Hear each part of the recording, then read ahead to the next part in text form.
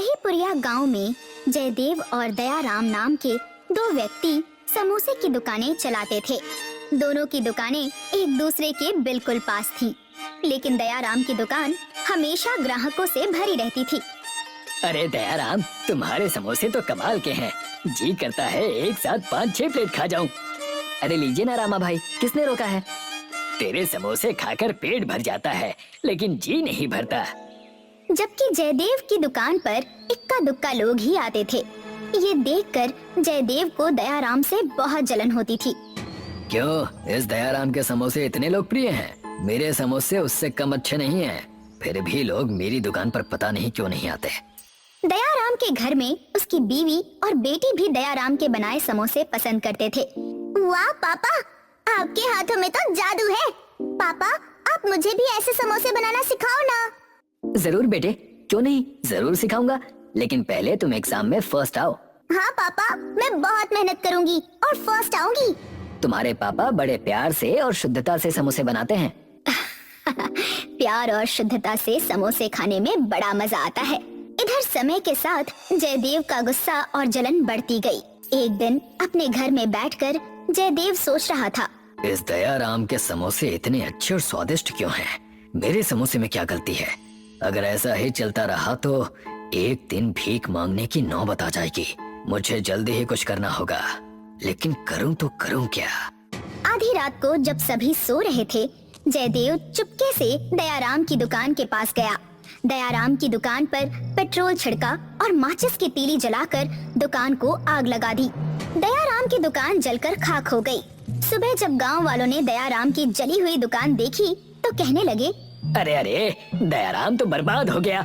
देखो तो, अपने दयाराम की दुकान जलकर खाक हो गई। अब क्या करे? दयाराम और उसकी बीवी जब दुकान के पास पहुँचे तो बीवी रोने लगी। अरे, हमने किसी का क्या ही बिगाड़ा था कि हमारी दुकान की ये हालत हो गई। एक गरीब आदमी अब क्या करेगा? बताओ कैसे जिएगा? दयाराम अपनी बीवी को संभालते हुए कहता है, चिंता न करो। अरे जैसे दुकान पहले बनाई थी वैसे ही अब भी बनाएंगे। मैं और ज्यादा मेहनत करूंगा। दयाराम के हौसले अब भी बुलंद थे। उसने किसी पर भी शक नहीं किया। दुकान जलने की वजह से दयाराम को भारी पैसों का नुकसान हुआ था।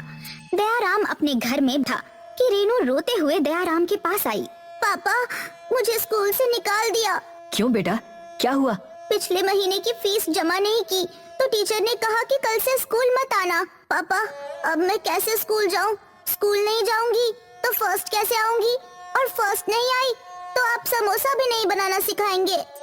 सब कुछ ठीक हो जाएगा बेटा, मैं जल्दी ही फीस भर दूंगा। फिर तुम स्कूल चली जाना, फर्स्ट आना, और फिर मैं तुम्हें समोसे बनाना सिखाऊंगा। सब कुछ ठीक हो जाएगा, तुम चिंता ना करो। दयाराम सब ठीक करने के प्रयास में लग गया। उसकी दुकान जल गई थी, लेकिन उसने फिर से हिम्मत करके पैदल समोसे बेचना शुरू किए। दयाराम गली गली घूमता और समोसे बेचता। समोसे ले लो, ताजे गर्मा गर्म समोसे ले लो। अरे दयाराम भाई, जल्दी से गर्मा गर्म समोसे दे दो।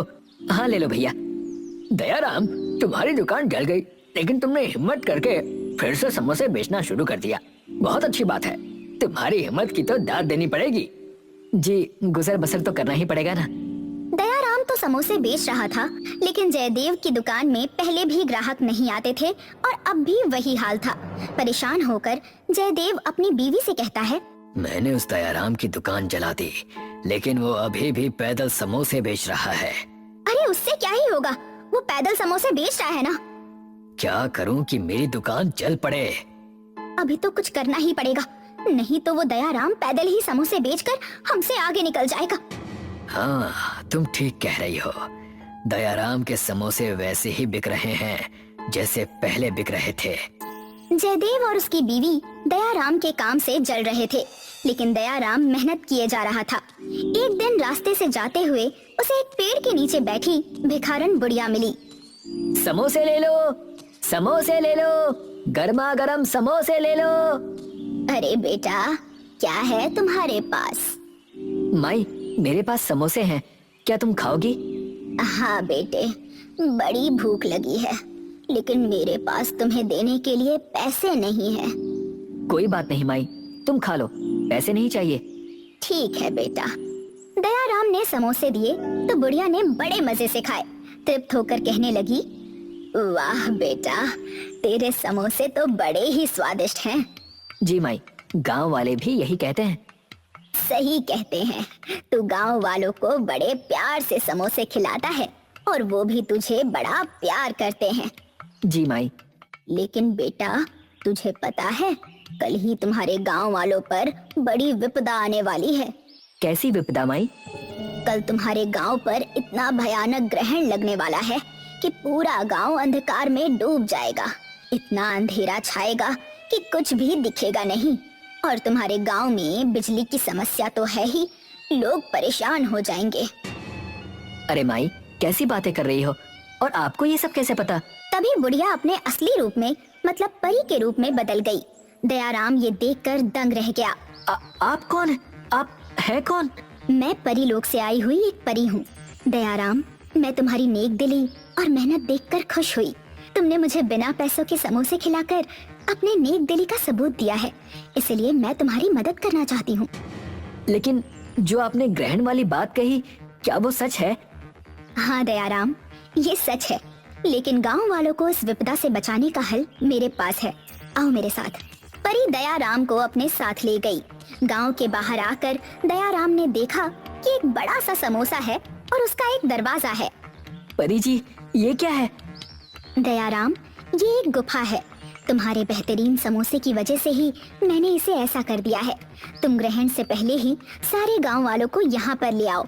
यहाँ पर सारे गांव वाले आएंगे तो उन्हें कोई समस्या नहीं होगी। जाओ, अपने गांव वालों को बचा लो। जी परी जी, मैं आज ही गांव वालों को यहाँ पर लाता हूँ। आपका बहुत बहुत धन्यवाद।